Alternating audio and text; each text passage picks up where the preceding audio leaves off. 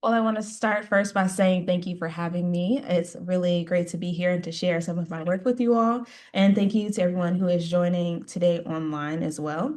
Like it was mentioned, I am Dr. Deja Perkins, and I'm really excited to share my work with you and talk with you about how we can look at patterns of participation and use this environmental data in order to understand where our gaps are in conservation and nature access.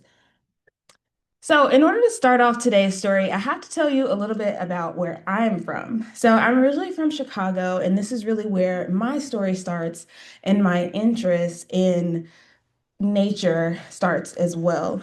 So I grew up on the southeast side of Chicago, kind of near the lake.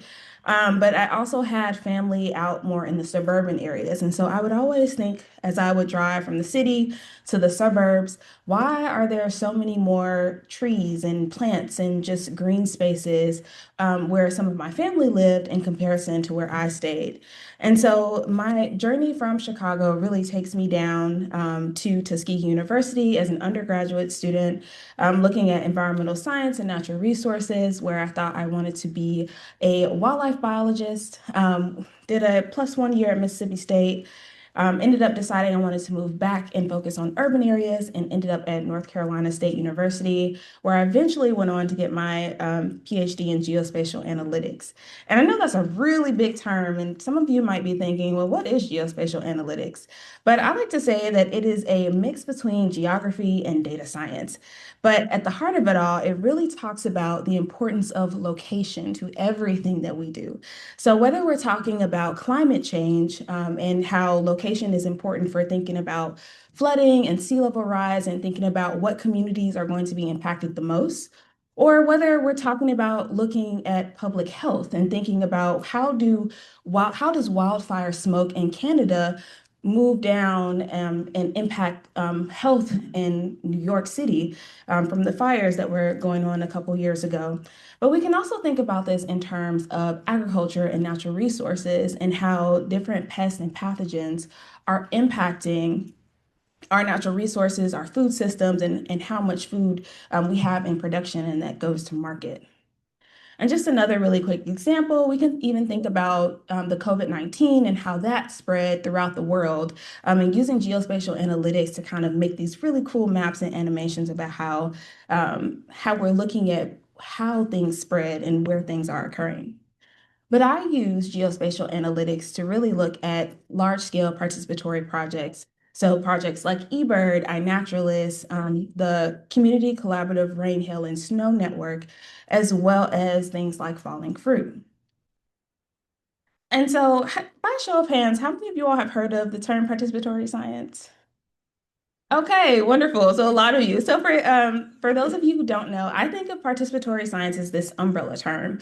And so some of you may have heard of the term citizen science or community science, but I really like to group them into these kind of different water droplets of how they engage communities. So we have the more institutional driven projects like citizen science, crowdsourcing, and participatory research. And then we have more grassroots-based projects, things that are built and founded in communities. So things like community science, community-based participatory research, and GIS. And the thing that's really important about this is that it's the people, it's the communities that make it work. So we can really think about the power of nature-loving people and the massive amounts of engagement in different places that we can get when people participate. So we can think about how birders help scientists observe in places beyond what would be possible from just scientists and technicians alone. So, for example, in my master's, I looked at a project in North Carolina looking across 5 different cities, but I can't reach hundreds of points alone by myself. I had to enlist the community to help me to go into places that they know. And so, another example of this would be either the Christmas bird count or even Project Feeder Watch.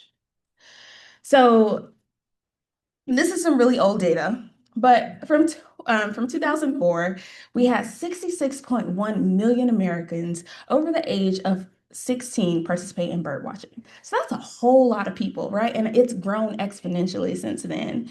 But what's great about that is when you all are logging your observations, it allows researchers and scientists at places like eBird to be able to create these really cool animations and be able to look at where birds are going on their migration and how they're traveling. So every piece of data that you log is super important to the story that we can make about conservation.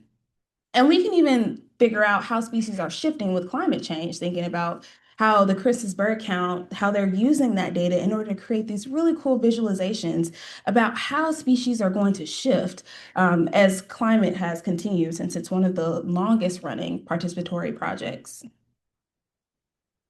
But we as birders and our love for birds are a driving force of science. So over 930 papers have been published because of eBird, over 300 papers published because of the Christmas bird count.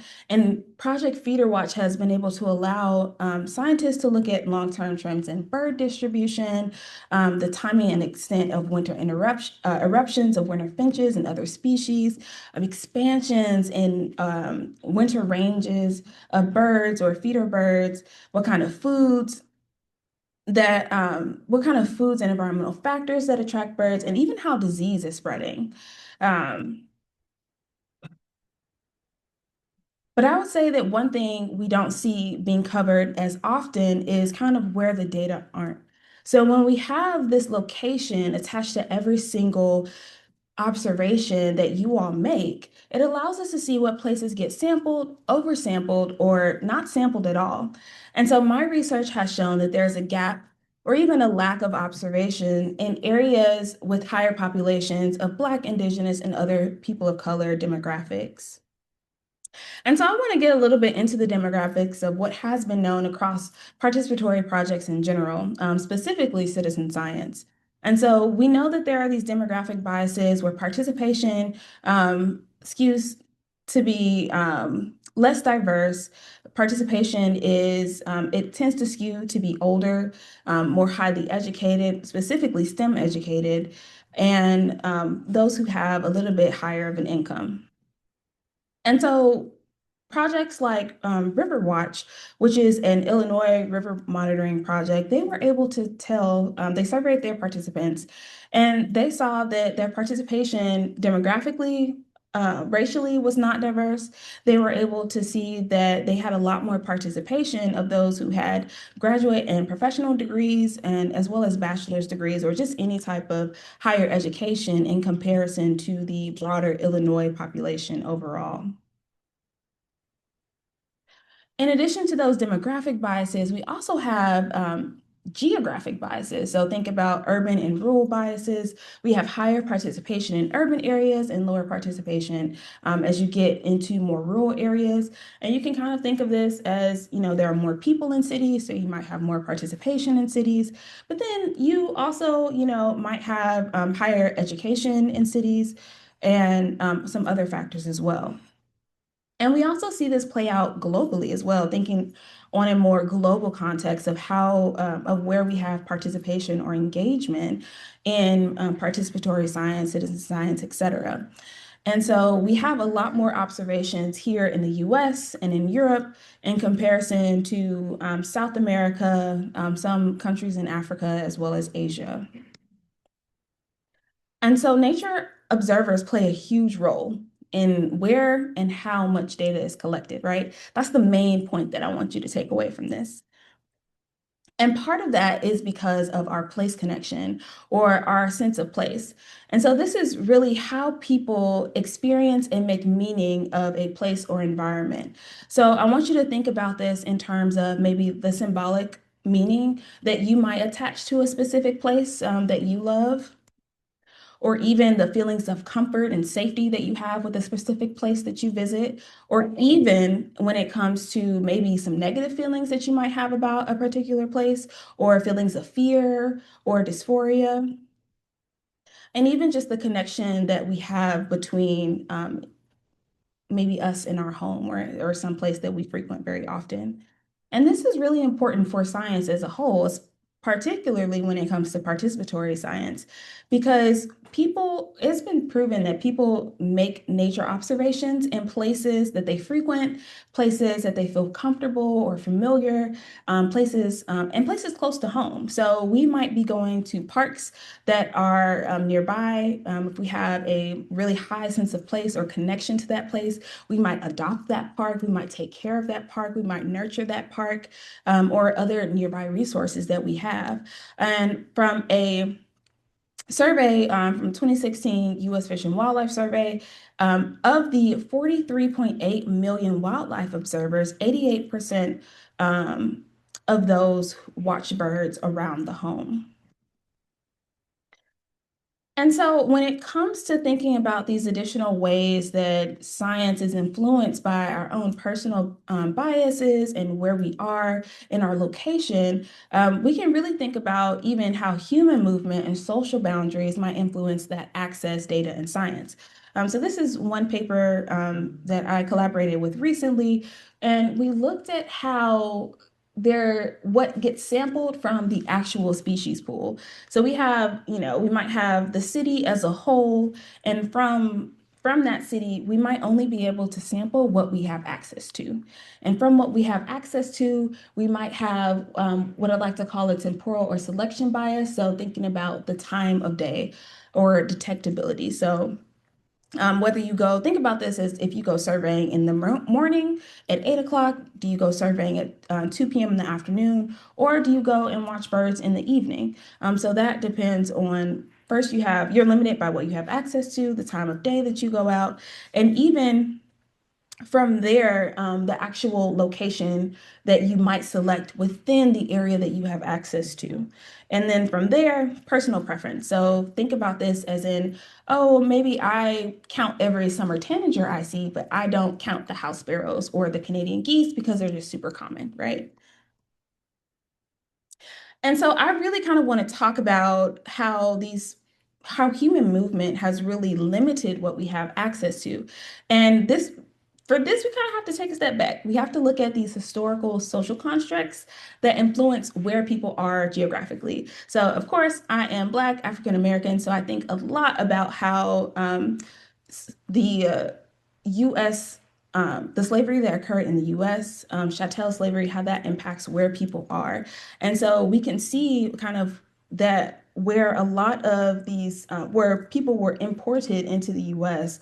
And where they were forced to live and to work really influences kind of where people were based on things like cotton production, tobacco production, and that influenced where people are then, as well as we can also track this through things like the Great Migration. And so we can think about how people were fleeing persecution, searching for a better way of life, and how that ended up having them migrate to other places. So my family specifically migrated up from Alabama to Chicago in 1942 during the second wave of the Great Migration. And so then you have a lot of people who end up in Chicago or San Francisco or even here in New York, in Detroit. And so you have these really long pathways of migration and where people end up being and living. And so, what does this influence look like today?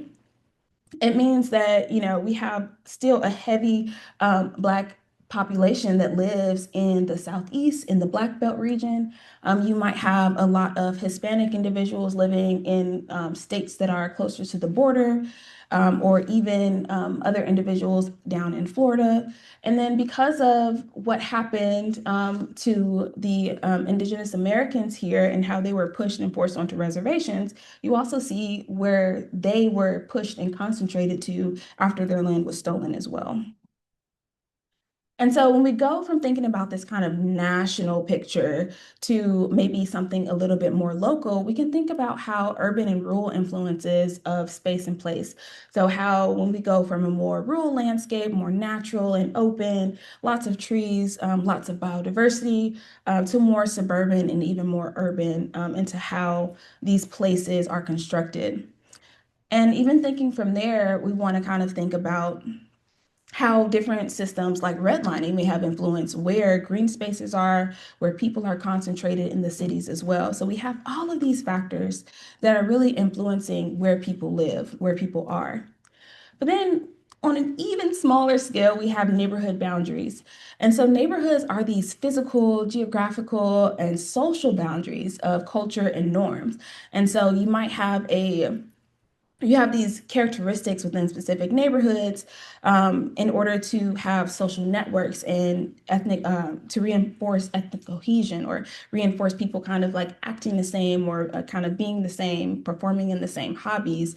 Think of this as in maybe HOAs and how they want all houses and properties to kind of look the same, or even how here within Manhattan you have the different neighborhoods and people kind of work or dress or do certain things when they live in different neighborhoods. And so we also have, I gave you all this kind of big picture, but really it all leads down to this. So one of my colleagues did this paper in 2020 that looked at how systemic biases that we have. So thinking about one, where we're born, who we're born to, the things, think about like nature versus nurture, the things that were taught to us, and how that influences what our personal perspectives are on things like residential segregation, immigration policy, gentrification, and all of these different factors that end up influencing how much impervious surface cover we have. So, how much gray space we have in different neighborhoods where we concentrate different resources. All of that leads to a concentration of heat within cities. We can think about the inverse of that and where green space and trees actually reside or are planted or exist within cities. And in turn, that influences where environmental pollutants are concentrated in cities and where resources are distributed. And this influences things like disease dynamics, not just in people, but also in wildlife. And ultimately, it impacts the ecological and evolutionary patterns and processes that researchers end up studying. And so at the end of the day, we end up studying this very, very small piece of the puzzle, the piece of the overall puzzle, and we kind of apply it more broadly. But I want you to think about how our location is the base of our access and also our bias. So, whether it was human migration, whether forced or voluntary, different settlements, historical policies and practices, and how all of these things shape the different where we all reside, where we live, what we have access to. And then it influences from there. Our access is already limited. So from there, then we have the choice about what time of day we go to sample. Then we have the choice of picking the places within the different locations, what location we go to sample, and of course, what species we end up reporting on our eBird, iNaturalist, et cetera reports. So humans are a really, really important factor in where and how much data gets collected. So now we'll go into three case studies on demographics, looking at rain and biodiversity. So let's just think about what this geographic bias may look like in practice. So this is data from the Community Collaborative Rain, Hail, and Snow Network, also known as CoCoRHaS. And in this project, participants will get a rain gauge and they report on how much rain or precipitation that they get. So rain, hail, or snow.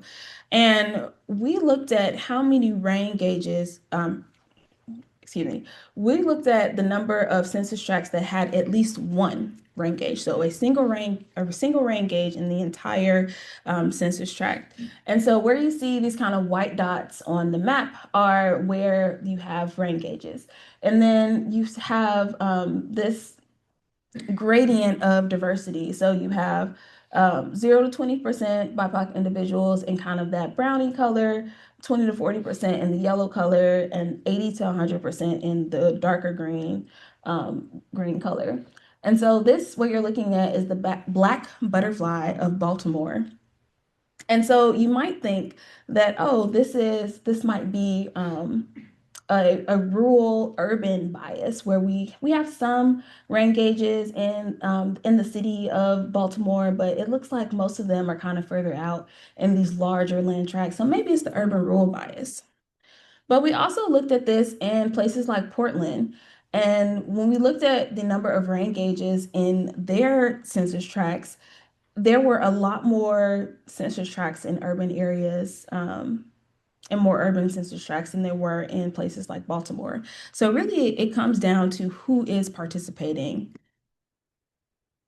And we also see these biases within iNaturalist as well. So like I said earlier, people tend to monitor close to home. Um, and iNaturalist is one of those projects that allows people to participate at any time, and any place. And what we found in this paper, we overlaid where humans are. This is a kind of a map of the city of St. Louis. And then we also looked at how where the races are concentrated in the city. So at the top, you have predominantly Black, at the bottom, predominantly Black, and then you have this, I mean, predominantly white. And then you have this kind of small area where there's actually kind of a mix of Hispanic, Indigenous, white, Black, some Asian populations, kind of all in the mix there on one side of the city. And then we also looked at canopy cover. Where's canopy cover concentrated? Where are the city parks concentrated? And then we overlaid eBird and iNaturalist observations. And you can see that there are more eBird and iNaturalist observations in the lower half of the city where, you might have a little bit more green space, but where you definitely have a higher white population. And so this just goes to show you that things like iNaturalists as well don't have as much participation or equal participation across all ethnic groups. And we can see this with eBird as well. So this is a paper by my colleague that showed that in, I believe, 2016 to 2017, they sampled eBird participants, and they were predominantly white, and they compared it to the public. This was a nationwide survey. And so even in eBird, there is this kind of skew in participation. And how this appears spatially, if we're going back to the city of Baltimore, one of my colleagues is based in Baltimore, so we have a lot of bias towards Baltimore. But it is a good place to study because you have this very stark kind of separation of where people live based on geographics, and he is a geographer. We do have, when we look at maybe two census tracts that are of similar sizes, but of very different demographics, right? So in one, we have 72% white, $107,000 median household income. And it also has over 11,000 eBird observations across these 5 census tracts. And none of the 5 census tracts have 0 observations. But if we go down to this other census tract area with similar size, we have 96% BIPOC, $44,000 in median household income, and we also have 409 eBird observations. So that's a huge difference in what we see. 409 versus over 11,000. And 3 out of 5 tracks had 0 observations. So there's a huge skew in participation. All right, bear with me. I know it gets very data-y, very sciencey, but when this is from a recent paper that I published where we're looking at the number of observations, and we wanted to know how many census tracts had at least one observation. So what we found was that as the amount of BIPOC individuals increases in a neighborhood, in urban areas, you have less observations, whether that's eBird or iNaturalist, in urban areas. Now, in rural areas, we found that race doesn't make that much of a difference, but you still kind of see this kind of leveling off of the number of observations. Now, when it comes to income, we do see an increase of observations as income increases in rural areas as well as in urban areas. So the bottom line here is that money matters in rural areas and race matters in urban areas. And a lot of that is due to the size of the census tract and how people are distributed and all those policies and things we talked about a little bit earlier. Now, this is another way to kind of think about this. So before we were looking at the probability of having at least one observation. Now we're looking at the probability, like how many observations do you have once you have at least one? And so we're looking at this in comparison to ethnicity as well as income. So for this urban graph at the top with eBird, we have more observations in higher income, predominantly white neighborhoods, and then we have for iNaturalist, we kind of have more in higher income and more predominantly white. And then in rural areas, it's really income that matters versus race. And then again, in rural areas for iNaturalist, kind of the same thing, because you see they kind of level off once you get a little bit over $150,000. But that's a lot of money, I think. All right, so let's look at how this plays out locally. So let's look at some local redlining maps here in New York. And this visualization is by Ray Ortigas, and you can scan this if you want to see more of their work there. But I just kind of wanted to kind of get a basic understanding of what this looks like here in New York. And I think that when I think about New York as someone who's not from here, I think of it as the city of immigrants, and that's kind of what it was founded on. And it is a lot similar to Chicago in that we have very segregated areas for each different ethnic community.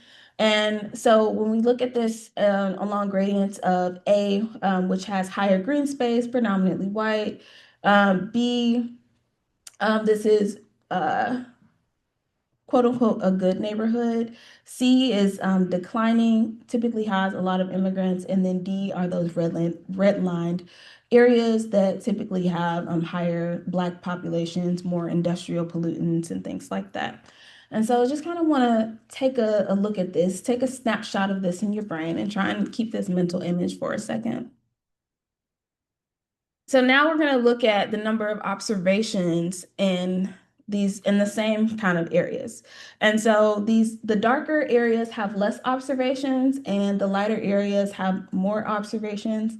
And then we also have, I also put parks on there so we can see where the parks and the water is, just to kind of give us a little mental map.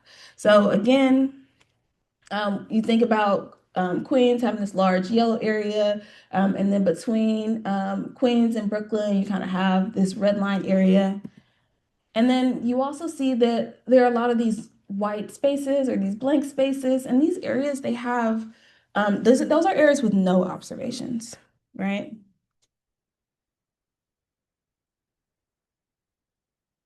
So there are a lot of areas across New York that don't have observations. And then there are areas that have very high observations. And the map went a lot higher than 4,388 observations, but I wanted to make it equal in scale to the iNaturalist map. So again, kind of keep this mental image in your mind, and then we'll go through the iNaturalist observations. You can see kind of that park there on, I believe that's Staten Island, that was previously yellow with higher observations. It's now purple with lower observations. And then you have one section that is kind of that orangey color. So kind of similar in I probably should have made this an animation, right? To make it go back and forth. It would have made it a lot easier.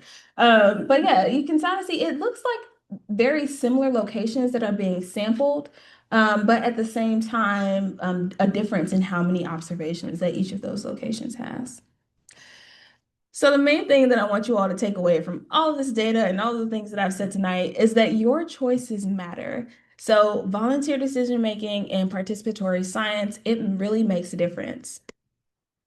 And this data bias not only has an impact on the science and what scientists are able to produce, what knowledge they're able to put out there and state as fact, but then also it has an impact on communities. So reduced benefits, things like reduced ability for learning opportunities, mental health opportunities, as well as reduced resources. So think about the lack of green spaces and opportunities to just kind of be within those places, as well as reduce care and environmental investment in those communities. But then it also has an impact on biodiversity. So we have less habitat, which means less places for migration to stop over. We have more fragmented places and fewer environmental protections when it feels like people don't care about a place, or when we say that these places aren't important in the whole picture of environmental conservation. And the last piece of my puzzle for the work that I do is about building community in place to create a better world for people and birds. And so we've been talking a lot about place, and building community in place is really important for science. So understanding why people are connected to a place helps to create better connections to science, learning, health, and joy. You all have a lot of different birdwalk leaders who are able to think about what places might be good places for you all to go birdwalk, to go count birds, observe birds. And so it's really important that we think about which places that are important to us for monitoring, and what places are we kind of going to adapt as our own little kind of spot.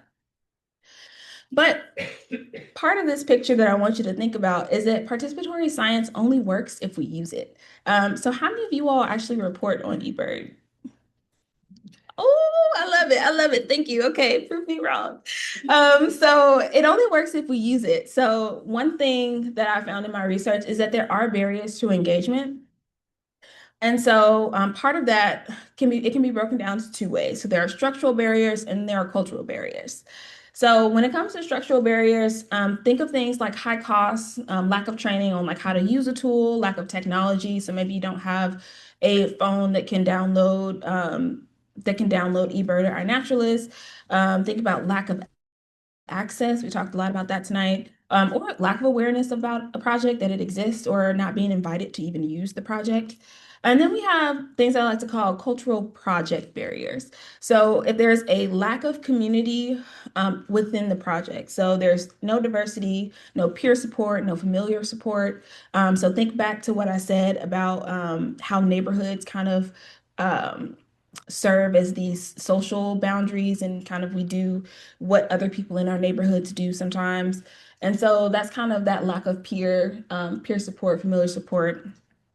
And then maybe unaligned values. So maybe the project doesn't address the value things that you care about. Like we all care about birds in this room, but maybe somebody else, they're like, oh, well, I don't really care about birds, so I'm not going to do this project. There's no point in me trying to look and count for birds. So we need to talk to people about birds more. Um, and then maybe there's also a little bit of lack of belonging. So maybe not feeling welcomed, or feeling that the project isn't designed for them.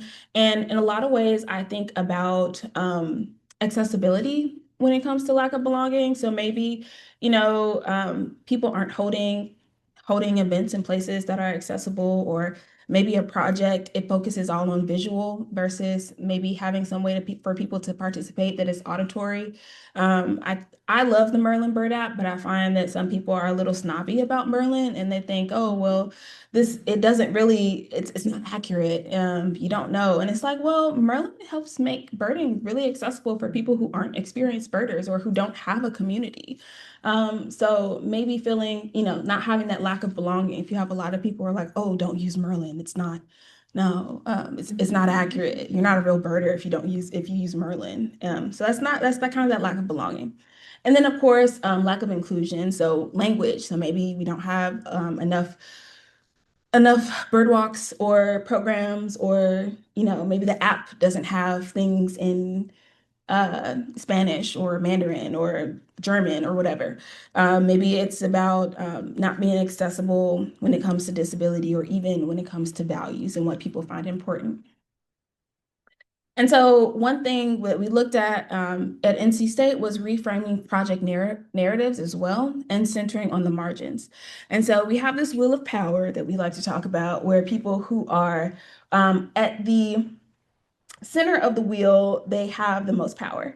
And that means that you are kind of follow societal norms. So maybe you speak English, maybe you own property, maybe you have a lot of money, maybe you're a cisgendered man, maybe you're a citizen, maybe you're white, maybe you have college education, maybe you can walk, and you have other able-bodied functions. Maybe you're heterosexual, maybe you're neurotypical, maybe you have really great mental health.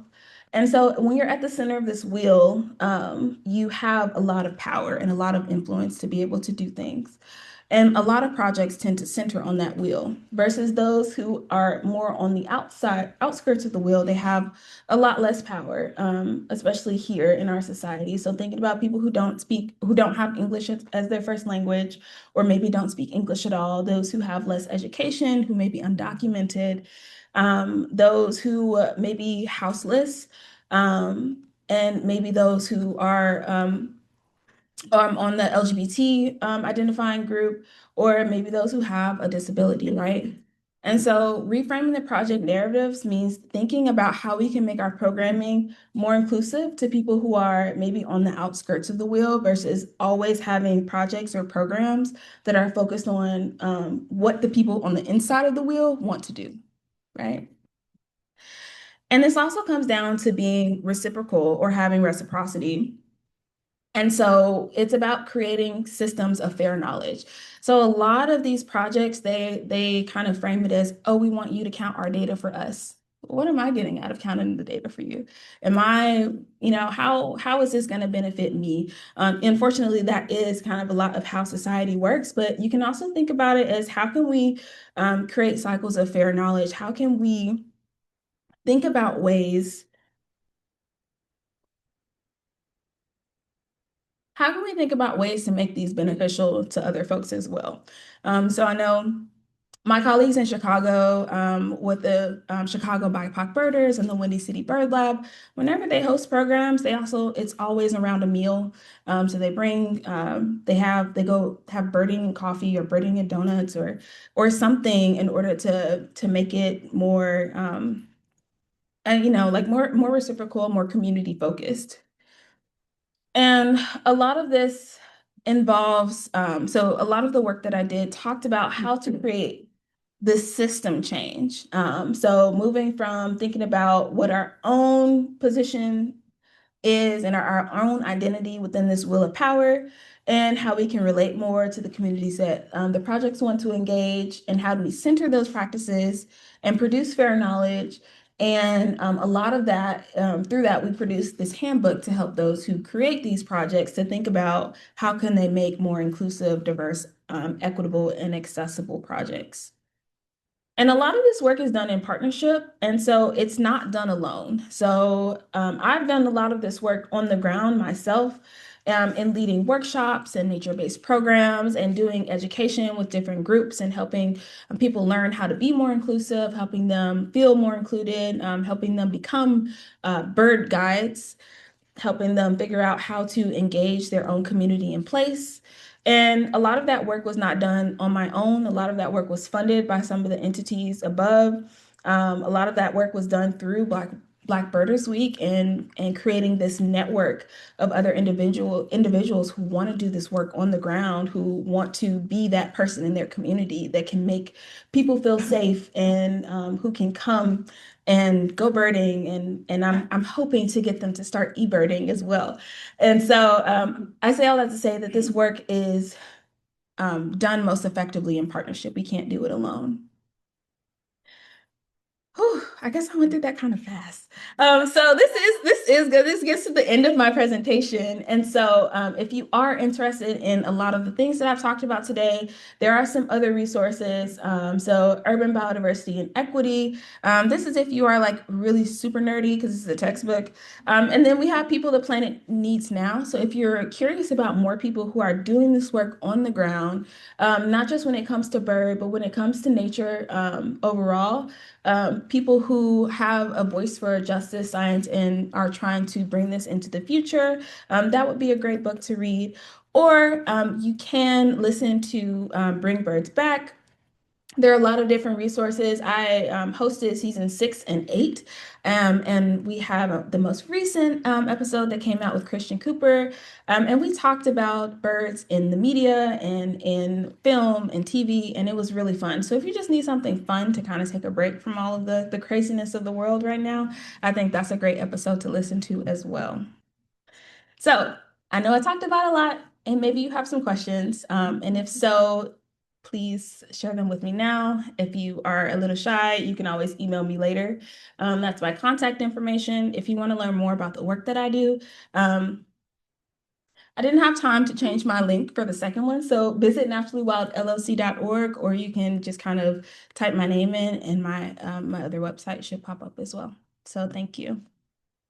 I'm not sure if this is more of an observation than. First of all, great for Amanda, I, and Julian, who do the bird and brew. So you did a little, socializing there with the birding thing. That was our idea too. Love it. Shoei Mitra did an interesting presentation a few years ago, looking at how data is skewed by rarities. Mm-hmm. And so he noticed that when a rare bird is found, the amount of observation birding that goes on in those particular areas, this is on a temporal place, suddenly it climbs. It's huge. And of course, he's always encouraging people, please don't all go chasing the same things. It's nice to go look in the other. When everyone's looking that way, we need a few people looking the other way, which I think is important. I I so much agree with that. I think there's a part, though, I do fall, which has to do with biodiversity. Because we have eBird and we could see what places are the most diversity in birds, those are also the places we tend to be attracted going to. Yeah. But I'm kind of glad when people try their little backyards, like the little, what do we call the small park areas, the micro park areas like we do with Bryant Park.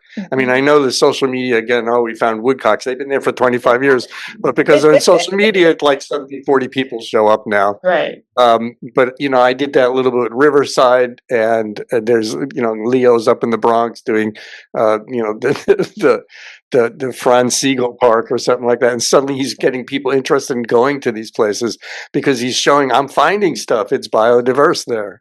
Mm-hmm. No, you make some really great points, especially when it comes to the rarities and the high number of observations there. And it's like eBird serves as dual purpose, right? It's our personal checklist and a way for us to log like all the cool things that we've seen.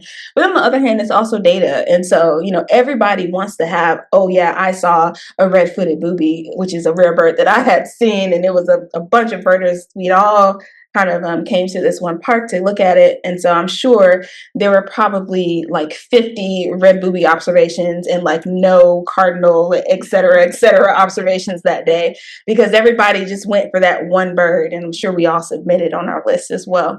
But yeah, you make a lot of really great points. You make a lot of really great points in what you just stated, and it is really important that we kind of think about how those hotspots really, it's the structure of eBird as a whole and the way they promote hotspots. So it's a great place for new birders to go and just be able to find a place with a lot of diversity. But at the same time, it's super important that we find other ways to go birding. So like for myself, I haven't been able to just go to a park recently and bird for the sake of birding. But I do a lot of birding on my commute. So I might, I might be walking my dog and I'm like, oh, that eastern towhee sounds wonderful this morning. Let me log it. How many birds can I see this morning? And that's a way for me to kind of track migration and get to learn my seasons and things that are close to my home, versus always just kind of going to a park and like, okay, well, what's here today? But just kind of being more around in place. Deja, I keep going back to the slide where you said there's that huge gap.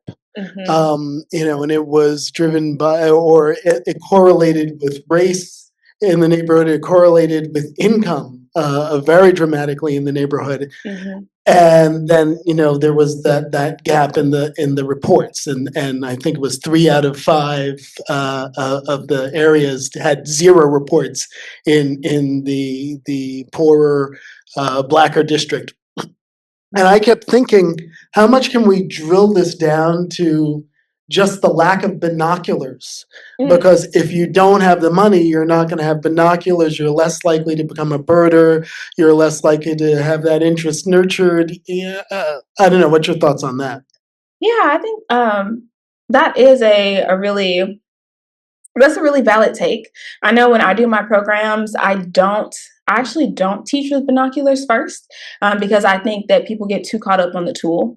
And so instead of looking with their eyes to find the bird, they're constantly like pulling up their binoculars. Oh, and they lose it. And so I teach it as using binoculars as a second step. So I use sighting the bird with your eyes, or locating it with your ears first, to help you figure out kind of where the birds are. So I like to preach that you don't really need the tool in order to go birding. Of course, that's the next step to help you become a more advanced birder, to see all the beautiful feathers and colorations up close. But I think what might be more important there is there's a disconnect between the eBird app and, I think, BIPOC culture. Pick your letter. There's a disconnect there, and that goes back to that it maybe not being culturally relevant. I know tons of Black birders. I know tons of Hispanic birders. And they're like, oh, well, I just want to be out here and look at the birds. I don't necessarily want to report, it feels it's too much. And so I do think that there sometimes is that disconnect between people. Like there are a lot of BIPOC birders. Well, there's a growing number of BIPOC birders. And I think that there's a disconnect culturally between using the app and reporting and actually going birding. And so I think it would be really interesting to even look at that data to see, of those who do bird, how many of them are actually using and how that impacts the data as a whole. Wonderful talk. I really appreciate it. I wonder, though, if the issue you raise of economics is really the key issue. Mm. And I think it's important not to conflate the science with the birding in the sense that if you take a cohort of birders, there are going to be some who want to go out and see different birds. Mm-hmm. That's different than going out and taking a survey of a whole area geographically to see what birds are there. Mm. That's like a job. It's almost as if there should be some governmental agency, something that's doing that as a primary mission. Or if you shared the wealth and you had many, many more birders, because you had a certain part of the population that wanted to bird, and part of the birders would be interested in that detail, that would also contribute to it. But I think that you need to look. I think that the issue of economics, even among Black birders, I'm a Black person too, but I'm pretty comfortable. I live in a nice neighborhood.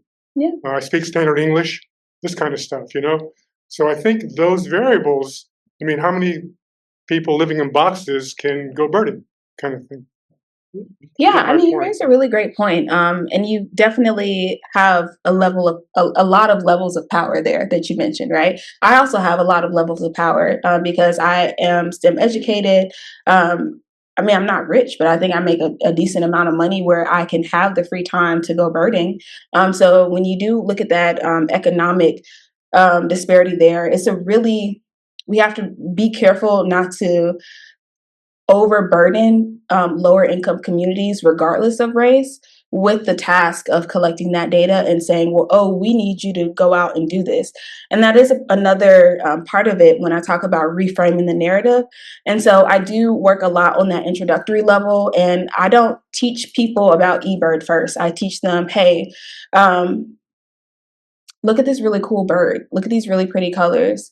Oh, being out here, walking outside, it is good for your mental health. And here's how you can use it for mindfulness and to kind of to reduce your daily stress. And then I move on to, oh, are you still interested? Well, if you want to keep your own list, you can record these birds in this app, and it helps you to keep track of the birds that you're seeing on a day-to-day, week-to-week, year-to-year, et cetera basis. And then I said, oh, by the way, this data also gets sent to this this place where we collect the data, and other scientists can use this information. But I never lead with that. And I also always want to be sure not to overburden communities that are already burdened with it. But like you said, just because someone is Black doesn't mean that they're poor. Just because they're Hispanic doesn't mean that they're poor. It definitely, we have to look at those kind of varying different levels and make sure that we're thinking about how to reframe the project in a way to make it either appealing to that group or, maybe it's not time for them to engage. Maybe it means that, me being a Black person that's from the South Side of Chicago, and if I'm comfortable in that area, maybe I need to walk around more, and like I said, on my daily commute, log the bird, or when I'm walking my dog, log the birds that I see. But, you also have, depending on where you live, elements of safety and all these things. So it's a very complex thing to think about and to figure out what the accurate solution is. Right. First off, I've noticed. Oh, sorry. I noticed similar. Usually, when I bird with a lot of different groups, I notice when I'm in more diverse birding groups, they don't use eBird, but also like they're very passionate people who really love birds. And I'm kind of into the history of bird watching and everything like that. And something that I love the fact that you have global data too. But something I'm kind of wondering is, especially with eBird, because there's this twitching culture and this competitive birding, which kind of came from Britain and is from Europe, and then got adapted to America and other English-speaking countries, versus even though a lot of Asian Americans and a lot of Asians are really into bird watching, they have a very opposite anti-twitching bird culture. Mm-hmm. I wonder how much of that contributes to as the cultural problem of using something like eBird, just because of that twitching / competitive birding aspect of it. Oh, I would absolutely agree with you. And I think that would fall under the one of the cultural barriers to engagement for a project, specifically looking at eBird. I know for me, when I first got started, the competitiveness, I'm not interested. And I think eBird as a tool taps into that to kind of be able to utilize that competitiveness. They have the leaderboard, who's the leader in the state, who's this. And for me, that can, as a newer birder, that really made me discouraged from participating. It's I'm never going to be able to see over 400 species, whatever, in my state. And I also felt that competitiveness when I was going out with other groups as well, and kind of the you don't know as much, you haven't seen as much kind of discouragement. And so I think that's really something that eBird itself needs to tackle, and that's a project level thing. So that's not really something that we from the grassroots level, community level can tackle. That's something really that is institution driven, that the project itself needs to work on. And trust me, I would love to work on them, to work with them, to think about how we can make it something that's more accessible and less reduce the barriers to engagement, because I do think it could be a really good tool if more people used it, right? Hi, good evening. I want to thank you for presenting this. Now, as someone who kind of had that experience at first, being in a community where there's very few street trees, very few parks, I always had the perspective of, oh, you have to go upstate or somewhere beyond for birds and all sorts of stuff. I think a major problem, despite the fact that bird watching, so much other things related to naturalism, are probably the most open as they are, I think there's still a perspective within my generation, one of the youngest generations today, that there's kind of this perspective of, oh, you won't find anything in the city. Mm. And I think everyone in this room can agree the otherwise here. So I want to ask, how do you think we should go on in combating that bias and that perspective within the younger generations to get them outside? Yeah. Mm-hmm. I would say it starts with maybe just take a walk with your friends. And then while you're walking, maybe you point out something cool, like, oh, look at that. I do that with my mom and my sister all the time. They probably don't even notice it. But I'm like, oh, hey, look at this thing. It's like we're not birding, we're walking. We're walking around wherever we are. But occasionally I'm like, oh, hey, look at this. Oh, do you want to see it closer? Use binoculars, And so it's kind of like a little mind trick. But then that also shows the importance of the educational aspect and getting it into schools and doing more programming. And that gets really complex, especially when you look on a state by state basis and what type of programming and things are allowed in schools. Because I know in North Carolina, there were really it was really easy for me to come in and lead a program and take the students bird watching. And I'm keeping the eBird list. I'm not talking to them about eBird, but I'm just like, oh, let's explore your campus. What kind of birds do we see? And then we're pointing out birds, and we're just outside and we're having fun. And so introducing it at a younger age, of course, will help. But then just, you know, um, letting it happen, I guess, kind of like through osmosis and like, hey, come on, friend, let's go for a walk. And then just like pointing out stuff and showing them how cool it can be, how fun. And then you get them hooked, honestly. And then some people aren't going to like it. And that's okay too. Everybody doesn't have to like everything. Oh, Dr. Perkins, thank you Yes. for the presentation.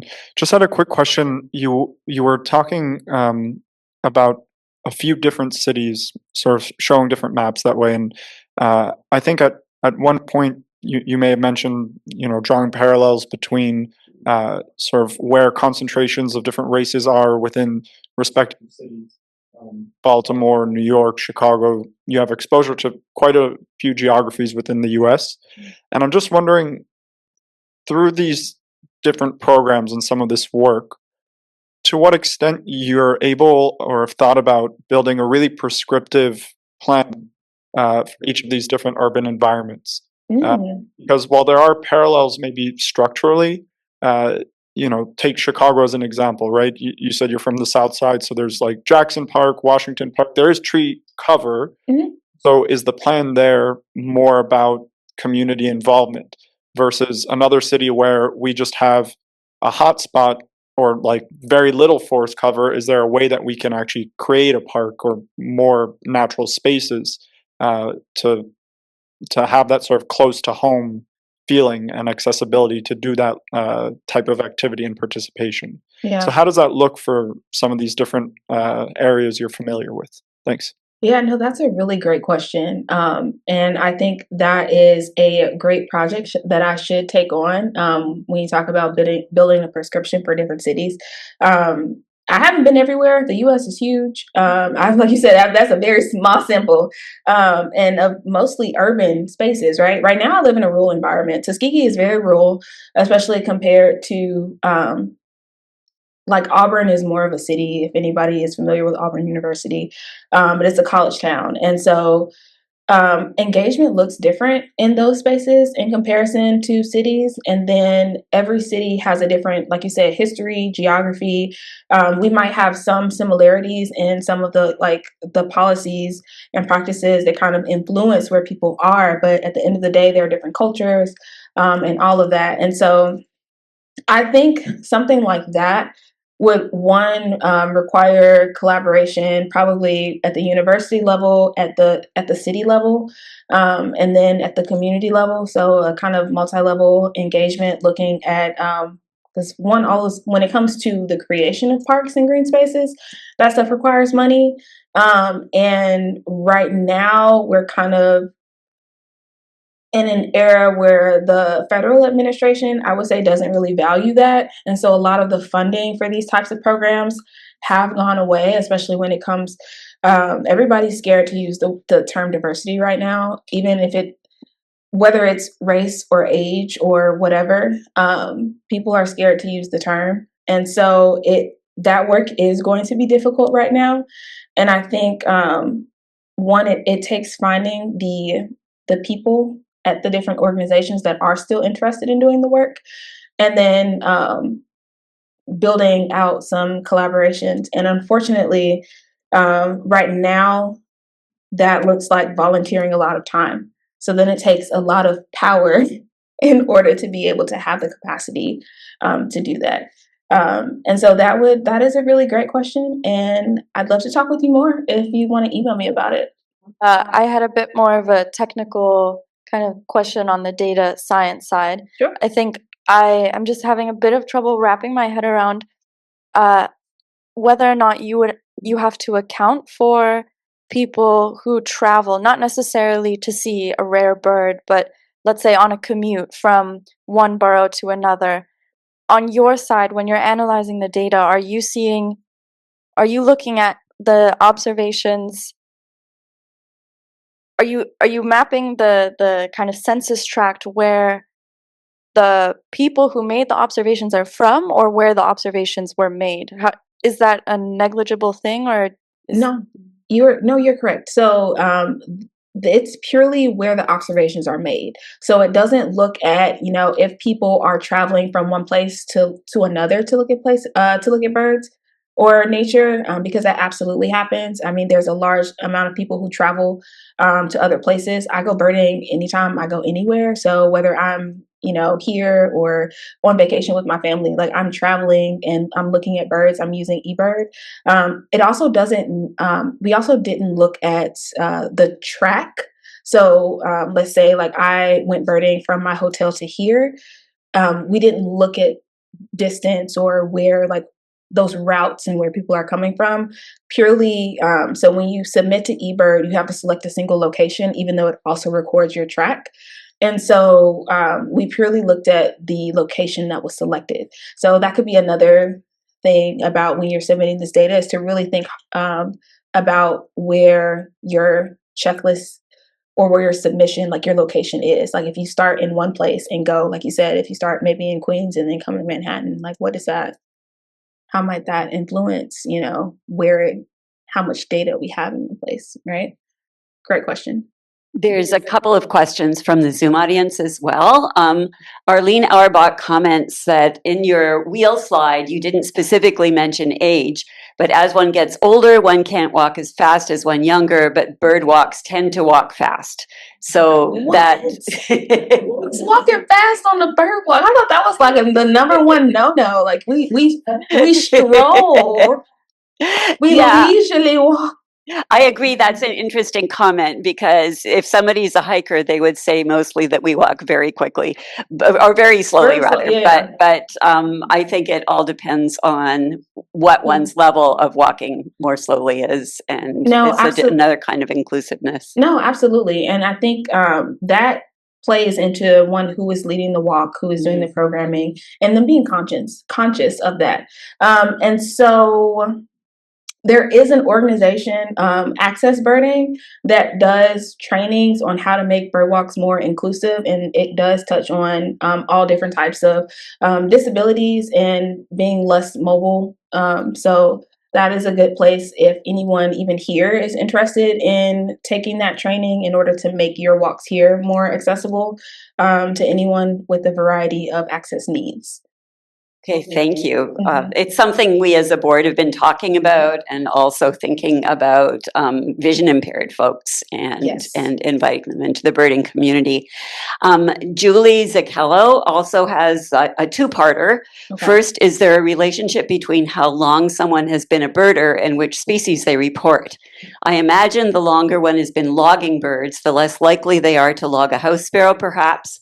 Can you discuss the scientific value of data from rare birds versus common birds in understanding biodiversity? Oh, no, that's a great question. And I would agree with you in that, yes, it does likely tend to skew that way, and it probably doesn't take long either. Once you start to see more exciting things, so things that are more colorful, and when it comes to color, then that also tends to be a skew towards male birds, right? Because people really don't talk about or focus on female birds that often, because they are the more lovely shades of brown across different species.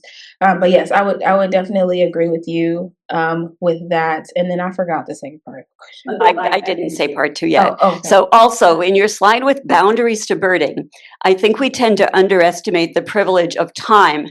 And I wonder about how that might also contribute to marginalized communities not participating in birding as much. Oh, absolutely. So when it comes to time, and that's why they say that birding tends to skew older as well, because like once you retire, you have more time to be able to go out. And there was an organization in North Carolina that when I first got into birding, I wanted to go out on their walks all the time, but their walks were always at like 8 a.m.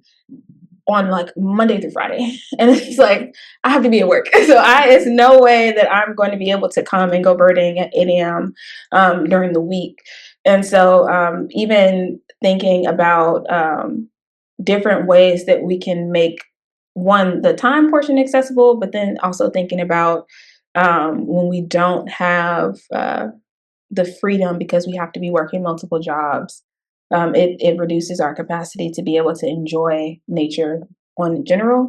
And then all this other stuff, it starts to feel like a job. It's like, and that's what we were just talking about when it comes to even thinking about like doing this work. It requires a lot of time. And so this work that I do is kind of it's part of my 9 to 5, but it's also part of my 5 to 9. So I'm really committed to doing this work, and it does require a heavy commitment. And so, unfortunately, some people don't have the ability to do the work. But I think that we should provide additional opportunities for those who may be working multiple jobs and not have that part of the time aspect to be able to participate in birding for sure. Yeah, I also work in the Bronx, and a huge percentage of my patients were in that place of incredibly hardworking, multiple jobs, and really hard to get time to be in nature. Yeah. We had a question over here. I think the person in the green shirt, and I didn't want to keep missing them. Oh, if we have time for one we have more. time for one more. Okay. Time for one more question. Over there. I'll be right there.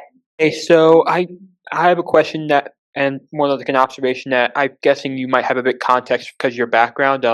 Last summer, I worked on the North Carolina Breeding Bird Atlas, and I was primarily based in the Charlotte area. And like before I started my work, I looked at what blocks were complete and what blocks needed work, and I noticed that there was a lot more completed blocks in like the Raleigh Triangle area than Charlotte. And I'm wondering if it's a combination of, because this is done by a lot of just volunteers and we're just sort of staff people to supplement them, if it's because of a mix of like Charlotte having more BIPOC folks in that, and also not having as high as an income. I'm just curious about how you would, for a project like this that's not sort of just the more regular eBirding and iNaturalisting, but more with a specific focus and goal, how you would engage people in those areas to participate and learn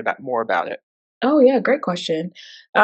So I would say yes, it is. It's probably a combination of all of those things that you mentioned. I know there are some groups that think like UNC Charlotte. They have a big birding, a student birding group, and so I'm sure like they go out. But I didn't get that much interaction with the folks down in Charlotte.